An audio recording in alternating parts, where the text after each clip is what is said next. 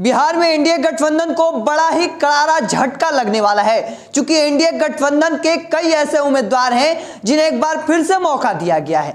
चाहे वो 3 बार के उम्मीदवार हो, चाहे वो 2 बार के जीते हुए, उन्हें एक बार फिर से तीसरी बार भारतीय जनता पार्टी जनता दल यूनाइटेड ने एक बार फिर से मैदान में भेजा है। और ऐसे में अब यह कयास लगाई जा रही है कि जनता उनसे काफी उम्मीद की हुई थी और उसके बाद वो उस जनता के उम्मीद पर खड़ा नहीं उतर पाए हैं। इस वजह से यह कयास लगाया जा रहा है कि जिस तरीके से एनडीए गठबंधन के जो उम्मीदवार हैं, जो पिछली बार के सांसद रहे, 2019 में जो चुनाव जीत कर आए हैं, उनका 2024 में कई जगहों पर विरोध देखा जा रहा है। चाहे वो दरभंगा के सांसद गोपाल जी ठाकुर हो, चाहे वो जहानाबाद से चंदेश्वर प्रसाद चंद्रवंशी हो, चाहे वो वैशाली से वीणा देवी हो।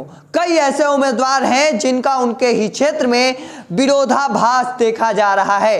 हालांकि दूसरी ओर प्रधानमंत्री मोदी लगातार अपने मीडिया इंटरव्यू में यह कहते नजर आ रहे हैं कि बिहार की 40 में से 40 सीट इस बार हमारी खाते में आने जा रही है। पहले तो हमने 39 सीटें जीते ही है, 1 सीटें हम हार गए थे, पर वो भी 1 सीट अब हमारे खाते में आनी जा रही है। पर सच्चाई यह है कि इस बार बिहार में एनडीए गठबंधन को बड़ा ही करारा झटका लगने जा रहा है। जिन सीटों पर चुनावी में हार मिल सकती है, उन सीटों में सबसे पहली सीट यह मानकर चल सकते हैं कि पूर्णिया लोकसभा सीट पर हार का सामना करना पड़ सकता है। वहीं दूसरी ओर इस बार यह कयास लगाए जा रहे हैं कि जहानाबाद से चंदेश्वर प्रसाद चंद्रवंशी की भी स्थिति कोई मजबूत नहीं दिख रही है, क्योंकि भूमिहार समाज के जो लोग हैं, जो जहानाबाद में खासा मजबूती का पैठ रखते हैं, जो सबसे जातीय समीकरण में मजबूत दिखते हैं जहानाबाद में, वह इस बार या तो राष्ट्रीय जनता दल, नहीं तो अरुण कुमार, नहीं तो आशुतोष कुमार के साथ जा सकते हैं। और वैसे भी चंदेश्वर प्रसाद चंद्रवंशी 2019 में जब मोदी लहर चल रही थी, उस वक्त वे मात्र 1700 वोट से जीते थे। इस वजह से यह कयास लगाए जा रहे हैं कि उस सीट पर जहानाबाद से एनडीए उम्मीदवार हार सकते हैं। अब बात तीसरी लोकसभा सीट की करते हैं, दरभंगा से, जहां पर गोपाल जी ठाकुर पिछले दिनों जनसंपर्क अभियान करने निकले।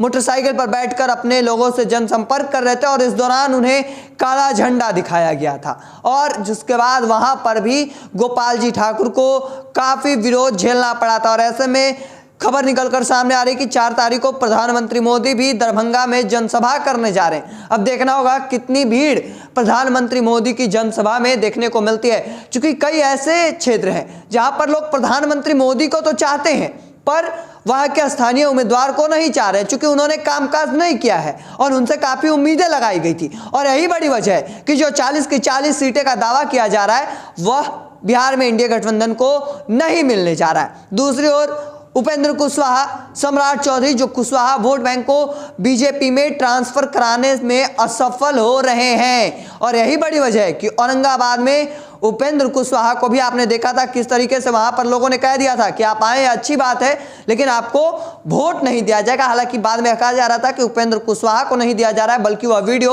औरंगाबाद में सुशील सिंह के लिए वोट मांगने गए थे तब का वह वीडियो था। देखिए, ऐसे में अब कहीं ना कहीं एनडीए गठबंधन को बड़ा ही करारा झटका लगने जा रहा है। देखना होगा आगे क्या कुछ निकल कर सामने आता है। तब तक के तमाम अपडेट को देखते रहने के लिए द इंडिया टॉप देखते रहें। धन्यवाद।